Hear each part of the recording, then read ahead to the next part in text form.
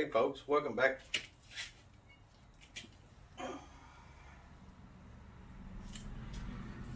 Neighbor's cat lets me know when it's chow time, so. Welcome back to the shop. This is kind of in the middle when I'm making this, because you'll see my search change. But going over the measurements of the engine, the internals, for all the new parts, old parts, whatevs. And finally got the new rings in. I'd ordered the wrong set before, but I figured I'd go ahead and keep those because I figured I'd have more of these come in. So that was my fault. So got the right ones in, and all I got left really to add is the measurement, the gap for the rings, and maybe grinding them. I don't know yet. So just sit back, and I think believe it's just going to be a lot of pointing, showing numbers, captions on the bottom. So that's pretty much how this one's going to go. So let me feed this cat and get back on this. Come on. Come on.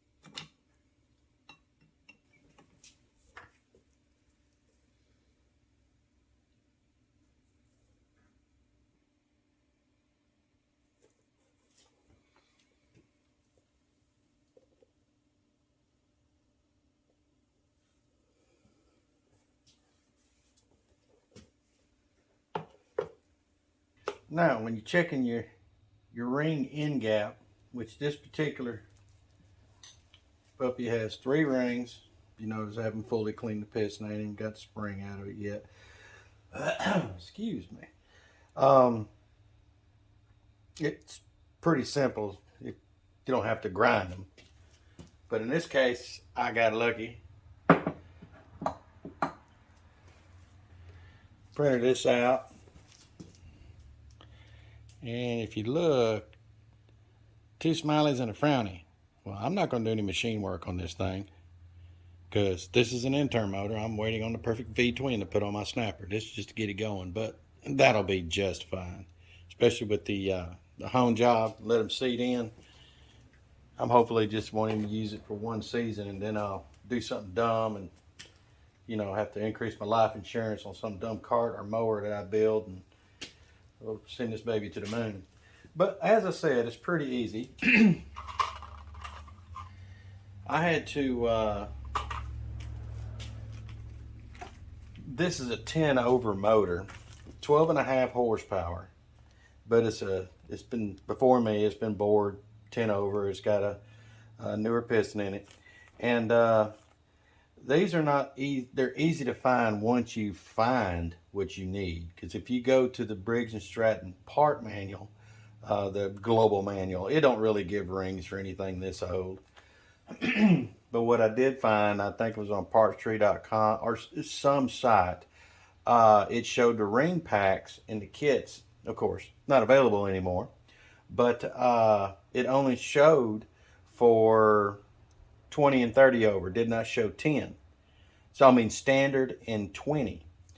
The standard was 6 and the 20 was 8. So I grew a brain cell and figured, well, let me find a number that matched that part number but ended in 7. Lord and behold, boom, they're all over the world. But I could not get a factory Briggs and Stratton like on my eccentrics. I found 2 on eBay and they're brand spanking new, but I like the box, it's nice and red. But I could not get them. So that I could, no, they could. But they wanted $40 for a set of rings. No, bruh, we ain't. I got these for like 12 bucks. Boom. Part number right there, as you can tell, 10 over. All right. Well, once you get them, and you, like me, you just yank the rings off, didn't think there's going to be any difference. Well, they're going to be different, but I figured it'd say, at least say, easy to figure out. Well, they kind of were. Get you on in here. As you can tell the difference between the 3, that's the oil ring. And that's a little spring got to put in behind it.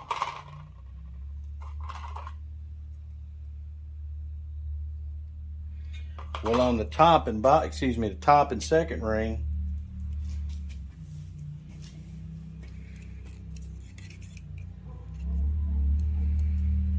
easy way to figure that one out was, you can see where they're stamped 10 over on the on the top. So okay, good, I know the top. Well, which one's top, which one's second? Well, there's a difference in the ring. This one's got a little step in it right there, and this one does not. Oops, let me show you, see if I can focus. There we go.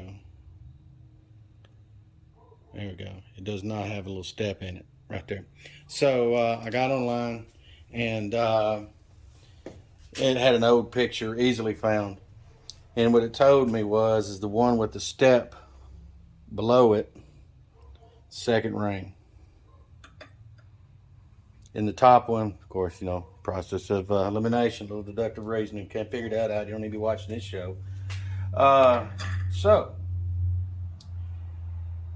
I went ahead and when I said I lucked out, it's because I already did this. So just an easy way. Get your little Earl, so don't scratch up the bore more than it probably already is. Throw it in there so this thing will just glide on in there. And I grabbed my top ring. I'm not going to show you how to do those because it's just rinse and repeat. And throw it sideways like that. Put it on in there just a skosh. and you need to square it in there. Well, they got squaring tools, but I could have 3D printed one just thinking about it, just to make it look cool, I guess. But anyway, you can use the piston itself, just kind of square it in. Just look where your ring lands, line up, and just kind of throw it in the ballpark. You really got to get the angle wrong to throw a measurement off enough. There's square.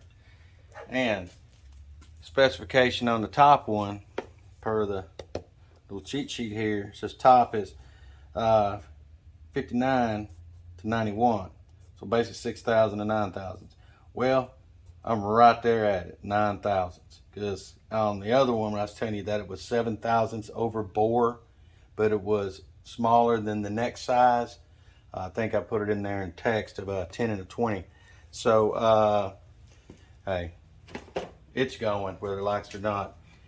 But you just measure the gap, and this one here was snug, a little snug there, 9 thousandths. So that one's good.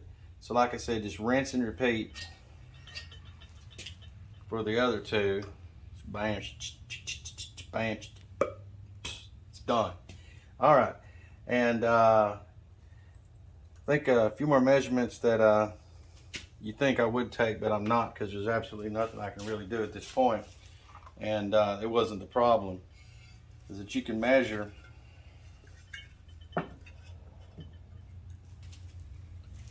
get a telescopic gauge here. Just let the horses fly. Put a little angle on it. Cinch it down just a fuzz so it'll retain. Once you pull it down, and I can measure that.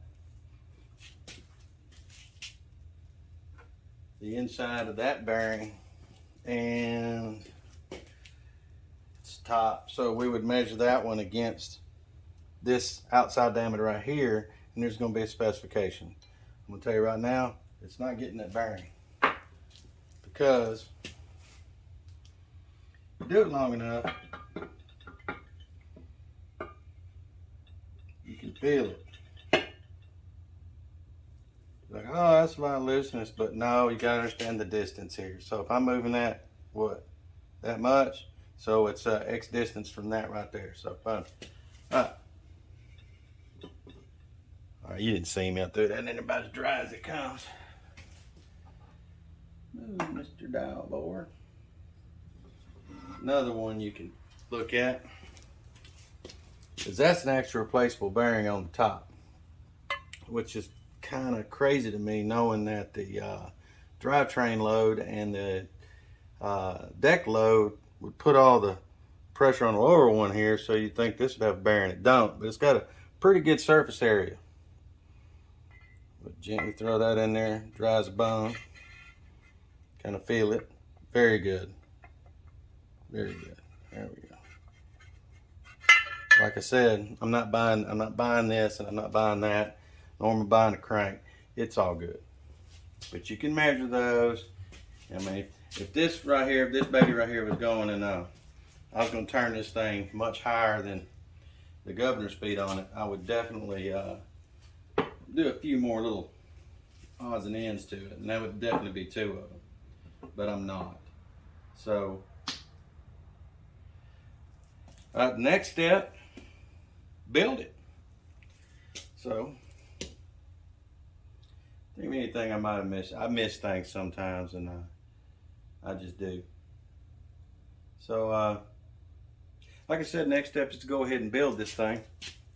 And final cleaning, because you can still see a little in there. It's pretty clean, but all the final cleaning, because you know, I got some just 3-in-1 oil basically on there, and I don't want that in the engine. It's not gonna hurt nothing. It's just, hey, I just want to keep it all the same. And if a couple of things also, I might cover it during when I build it, but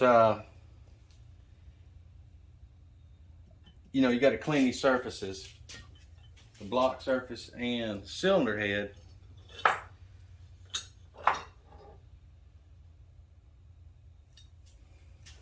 And the reason why we haven't done the valves is because when I go to build it, I'm going to lap the valves, and then I'm going to have to grind to make it fit. Hopefully I don't, but I'm sure I'm going to have to. But You see how nice and shiny it is all the way around, and how that one looks. It's really good. What I done,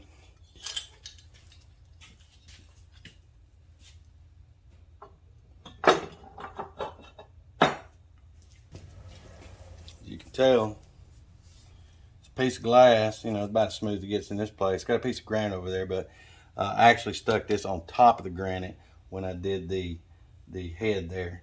But I just taped this piece of 220 up on it. Yep, 220, and I held it against it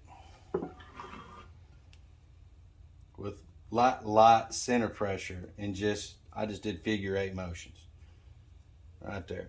So until I could see my high spots and low spots, but this one was pretty darn good. You can see where it got a little more there, but I cleaned it on up. I couldn't even stick a thousandth in between these two, which really, like a 1,000 cross I wouldn't want. But I couldn't even see light. Apparently that's that close. And the cylinder head was perfect. So, hey, gotta love it. Again, we ain't building no cup engine. Hopefully we get to do that one day, but you know, I ain't got that kind of money. Somebody else's wallet got to pay for that one. So I cleaned the surfaces. I cleaned those surfaces with a razor blade. Same thing on the bottom shell there, half piece, whatever's. There was a lot of carbon in the intake and exhaust ports here, and I just grabbed a Dremel.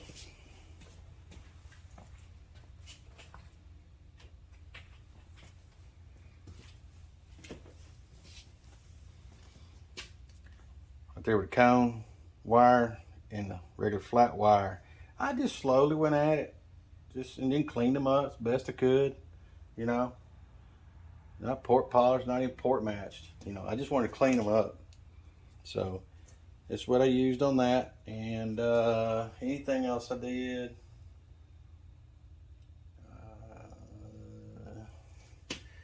Can't really think of anything. As you can tell, some of the other components are not fully cleaned yet, because I got to make sure they're right first. All right. In the next video, we're going to build.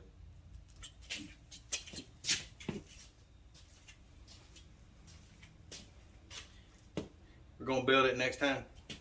And little side note, what I thought was comical, 12.5 horse. Got yay big piston. Walk on over here to the 3.0 I got tore down.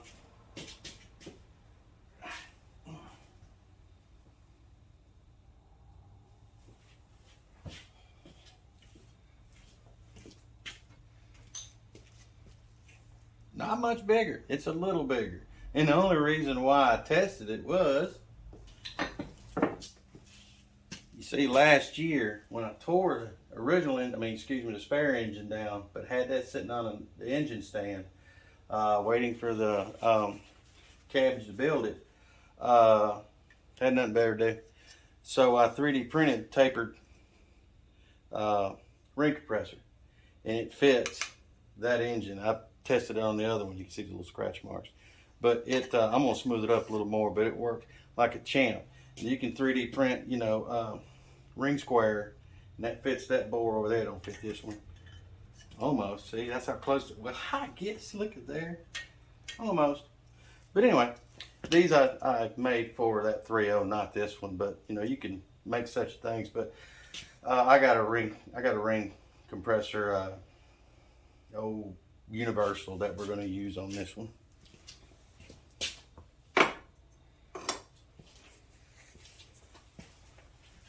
Well, that pretty much does it.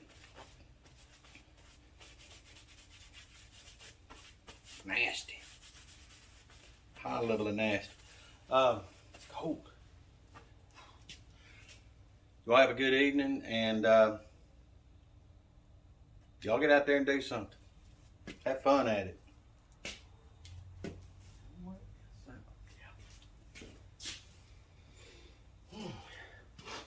she needs to wash that.